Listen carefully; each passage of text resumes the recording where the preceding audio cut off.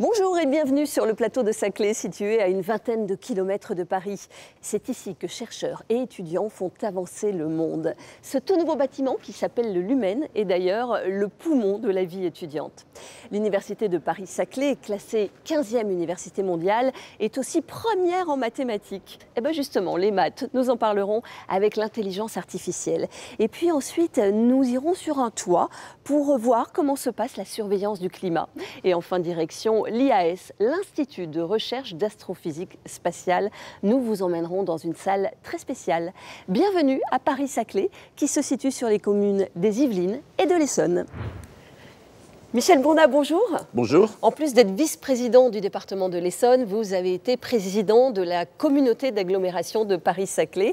Alors dites-nous comment est né ce projet ?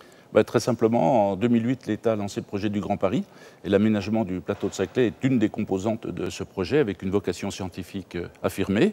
D'où l'installation ces dernières années de grandes écoles, l'école centrale, l'école normale supérieure, l'université de pharmacie, l'Institut photovoltaïque, AgroParisTech et quelques autres.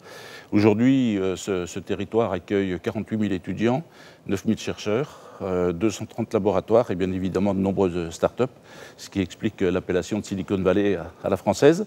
J'en profite pour signaler d'ailleurs que de nombreux prix Nobel et Media Fields sont issus de ces établissements. Et d'ailleurs, le 3 octobre dernier était décerné le prix Nobel de physique, attribué à 3 personnes, dont 2 Français, dont une femme, Anne L'Huillier, et c'est la 4e femme à avoir obtenu le prix Nobel de physique depuis 1901. Ici, à Paris-Saclay, c'est aussi un haut lieu pour la recherche privée. Tout à fait. Donc au-delà des startups que j'ai évoquées, il y a de nombreux centres de recherche de grands groupes français, Danone, Servier, Thales et quelques autres. La particularité de Paris-Saclay, c'est que vous avez su préserver l'environnement. Oui, le sud francilien a un poumon vert, qui est le plateau de Saclay, qui représente 4400 hectares d'espaces naturels, forestiers, agricoles, qui sont préservés en limite du campus qui accueille les chercheurs, d'où l'expression locale, la matière grise au vert. Et au niveau de l'Essonne, que représente un projet comme Paris-Saclay ? Bien évidemment, c'est un atout majeur en termes d'attractivité, de notoriété à l'échelle France, mais aussi internationale. Michel Bournat, merci beaucoup. On va évidemment, avec beaucoup de plaisir, découvrir cet endroit. Et d'ailleurs, on va aller découvrir l'intelligence artificielle. Merci et bonne journée. Bonne journée. Je vous propose d'aller à l'ENS de Paris-Saclay. L'école normale supérieure forme au métier de la recherche et de l'enseignement et propose un master de MVA. Mais qu'est-ce que tout ce que je sais, c'est que ça a un lien avec l'IA. Laurent Houdre, bonjour. Bonjour. Samuel Greffas, bonjour. Alors, qu'est-ce que c'est que ce MVA ? Alors, c'est le master mathématiques, vision et apprentissage. C'est un master de mathématiques appliquées. Il a été créé en 1996 et il est vu comme l'un des premiers masters autour de ces thématiques de la science des données et de l'intelligence artificielle. Notre but, c'est de voir ces disciplines-là par le prisme des mathématiques et d'essayer de comprendre ce que c'est que l'intelligence artificielle, mais également de construire les futures intelligences artificielles. On accueille chaque année plus de 250 étudiants de l'Université Paris-Saclay, d'IPP ou de l'Université de Paris-Cité, par exemple. Alors, l'intelligence artificielle, elle fait peur. Est-ce qu'on a raison d'avoir peur, Samuel ? L'IA, c'est un outil qui nous permet d'augmenter notre capacité de la gestion de l'information et cette capacité peut être utilisée à des fins malveillantes, par exemple en créant des arnaques ou en propageant des mauvaises informations. Il faut voir aussi qu'il y a un engouement médiatique autour de l'IA en ce moment qui se focalise sur ce que font les entreprises, mais dans les laboratoires de recherche, on est déjà en train de penser à une future IA plus éthique, plus responsable et plus soucieuse de l'environnement. Et ça, c'est intéressant, justement. C'est quoi les bénéfices de l'IA ? Un exemple ? Un exemple, c'est par exemple en radiologie. On peut utiliser l'IA pour détecter des anomalies sur des radios afin de détecter les patients les plus urgents et les envoyer aux radiologues afin d'augmenter en efficacité du service de soins.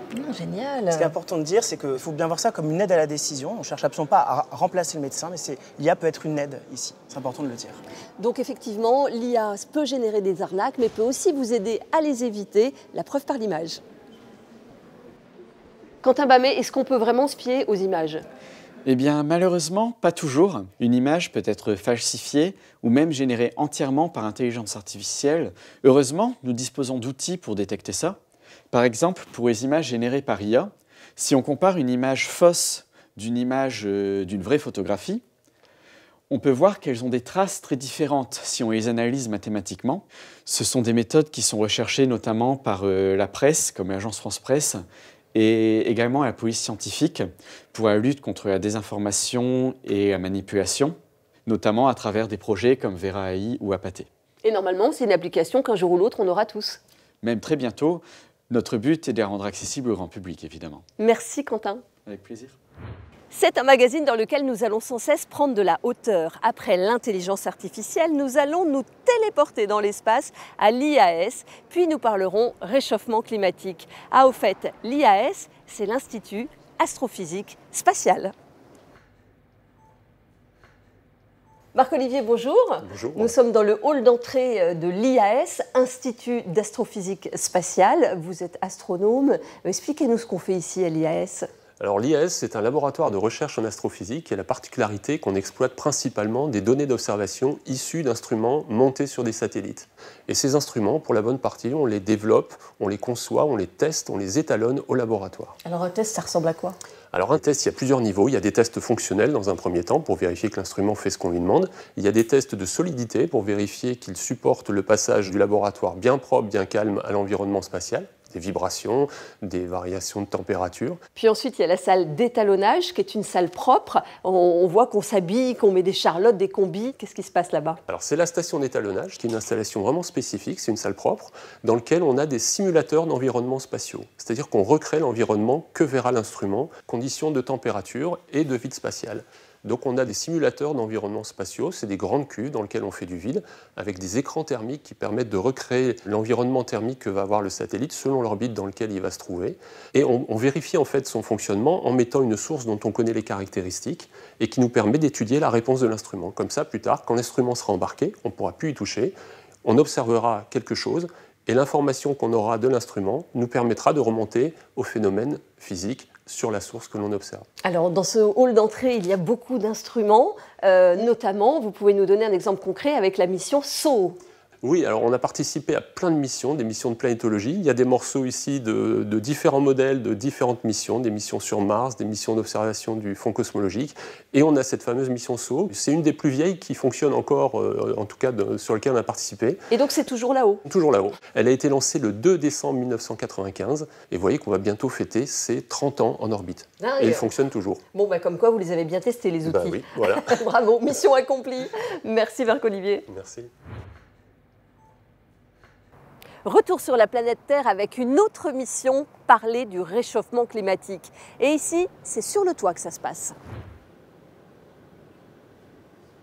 Et nous voilà sur le rooftop du laboratoire des sciences du climat et de l'environnement au CEA de Paris-Saclay avec François-Marie Bréon. Bonjour. Bonjour. Alors qu'est-ce qui se passe ici sur ce toit? C'est une station de mesure? En fait, chacun de ces tubes est connecté à un instrument de très haute précision qui est dans le laboratoire et qui nous permet donc de connaître la composition de l'atmosphère, en particulier des gaz à effet de serre, le dioxyde de carbone, le méthane et tout un tas d'autres gaz. Et je vois un autre instrument là-bas, qu'est-ce que c'est? Alors cet instrument-là, il va viser le soleil, il va mesurer la lumière du soleil qui a traversé l'atmosphère et à partir de cette mesure, en fait, on peut en déduire la composition de l'atmosphère, non pas à la surface, mais vraiment sur toute la colonne d'atmosphère. Et il me semble que pour étudier le climat, vous m'aviez dit que vous vous intéressiez aussi au passé. En fait, c'est très important de comprendre la variabilité naturelle du climat pour pouvoir comprendre quelle est l'amplitude de la part anthropique par rapport à cette variabilité naturelle. Et donc pour ça, par exemple, on va utiliser un bateau pour aller chercher des sédiments au fond des océans. Et évidemment, plus vous allez profond dans ce sédiment, plus vous avez de la boue qui s'est déposée il y a longtemps. Et donc ça nous permet d'avoir un profil justement de cette variabilité du climat sur plusieurs millions d'années. Et on peut en déduire quelle était la température, les courants à ce moment-là. Et cette boue, donc, ça devient une carotte sédimentaire. C'est ce qu'on appelle effectivement une carotte sédimentaire. Ouais.